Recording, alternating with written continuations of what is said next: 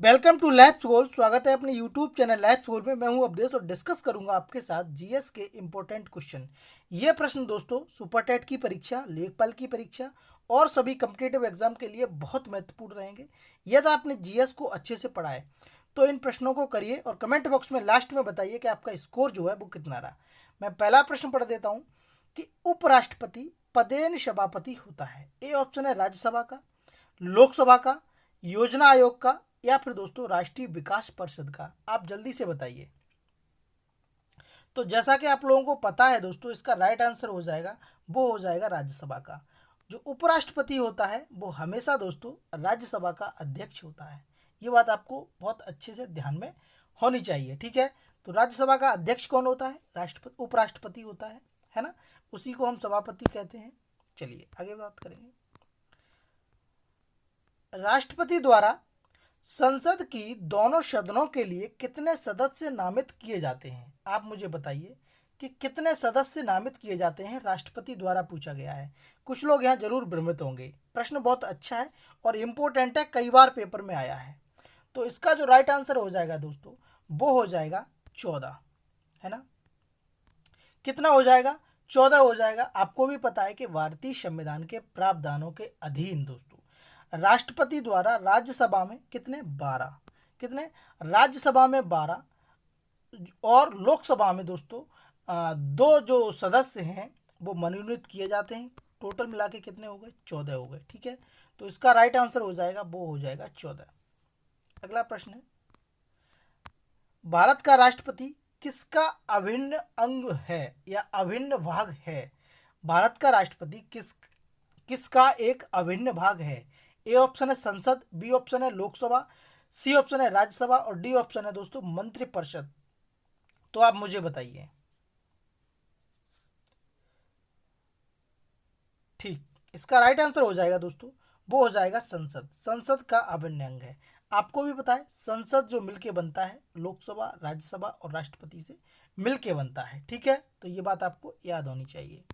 अगला प्रश्न है, राज्यसभा के सदस्य का निर्वाचन कितनी अवधि के लिए होता है? बहुत अच्छा प्रश्न है। राज्यसभा के सदस्य की बात करी गई है, बताइए। तो इसका जो सही आंसर हो जाएगा वो हो जाएगा 6 वर्ष के लिए। कितने वर्ष के लिए होता है? 6 वर्ष के लिए होता है, ठीक है। पहले वित्त आयोग का गठन कब हुआ था? ए ऑप्शन है 1950, बी ऑप्शन है 1951, सी ऑप्शन है 1952 और डी ऑप्शन है 1954। तो आप बताइए इसका राइट आंसर क्या हो जाएगा? हाँ ठीक, सही कह रहे हो।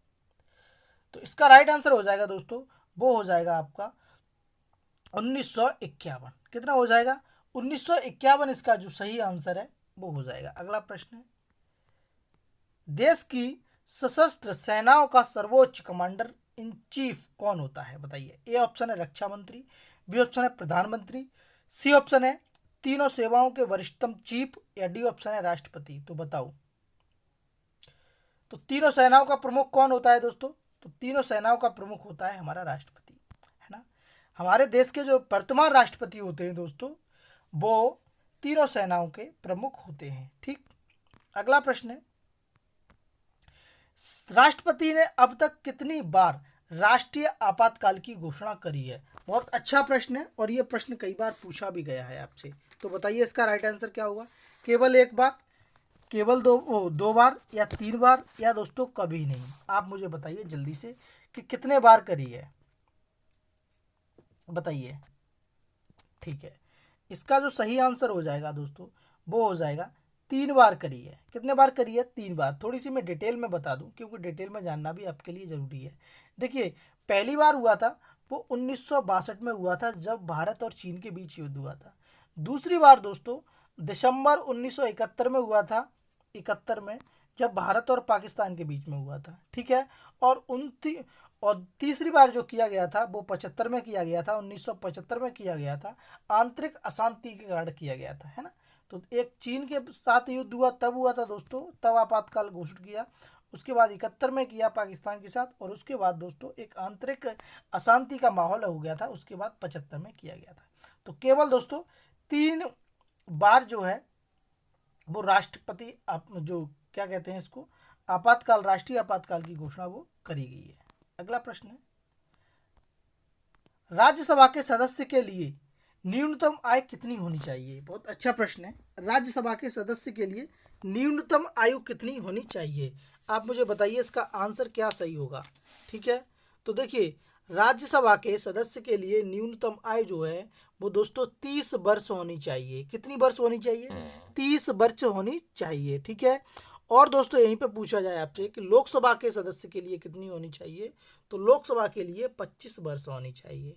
लेकिन इसमें क्या पूछा है? राज्यसभा पूछा है, तो राज्यसभा के लिए 30 वर्ष होनी चाहिए। ठीक है, अगला प्रश्न है,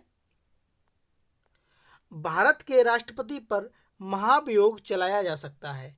ए ऑप्शन है विशेष रूप से गठित अधिकरण द्वारा, उच्च न्यायालय द्वारा, केंद्रीय मंत्रिमंडल द्वारा या संसद द्वारा। बताइए, जल्दी से बताइए।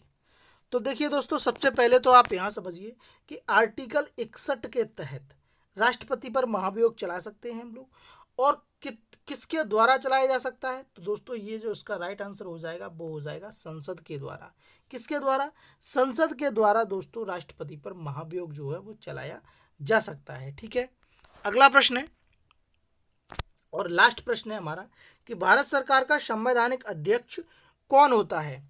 भारत सरकार का संवैधानिक अध्यक्ष कौन होता है? प्रधानमंत्री, राष्ट्रपति, महान्यायवादी या भारत का मुख्य न्यायाधीश? जल्दी से बताओ। तो दोस्तों इसका जो संवैधानिक अध्यक्ष होता है भारत का, वो होता है दोस्तों राष्ट्रपति। क्या होता है? राष्ट्रपति। ये जो आंसर है वो बिल्कुल सही है, इसका होता है राष्ट्रपति। ठीक है, तो संवैधानिक अध्यक्ष जो होता है भारत का वो कौन होता है? राष्ट्रपति होता है। ठीक है, तो ये थे 10 प्रश्न। आपके कितने सही हैं कमेंट बॉक्स में बताइए।